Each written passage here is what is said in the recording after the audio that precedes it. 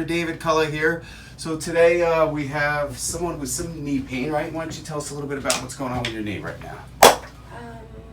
When I stoop down or like when I step up and step down, sometimes my knee gives out and I end up with some right knee pains. So she's complaining of right knee pain, which is not typical as of lately. We put orthotics under her feet, which helped a lot, but some pressure on your knee, Yeah. correct? On the inside or the outside of the knee? It feels, I'm not really sure. I feel like it's like more the lower. Okay, underneath the kneecap? Yeah. Okay, and she also feels like there's even more pressure when she bends the knee, climbing up and down stairs as well. So we're going to adjust. I just did some muscle testing just to kind of go through here. We're going to do a little bit of muscle testing just to show you so we can determine what we need to adjust. Go ahead and press against my hand here. So you're going to bring your toes out like that. Press against my hand. Good. And then bring the toes out and press in. Good. Now I want you to bring your toes up and towards you and hold. Good. And relax there.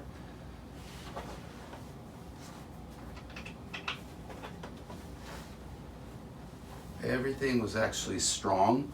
So in the past, is this your first knee adjustment?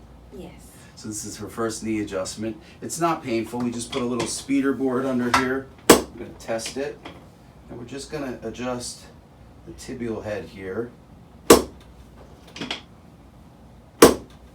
And usually you can tell the results right away, whereas a spinal adjustment sometimes takes a few hours or even a few days for the effects to settle in. And several adjustments. Usually the extremities are pretty easy. We can adjust them once or twice and they hold pretty well. So I'm going to have you stand up and bend the knees, see how it feels. No pain. How you doing there? It feels good. Okay, good. Yeah. We're going to leave it at that. You're all set, okay? Thank you. All right, have a great weekend.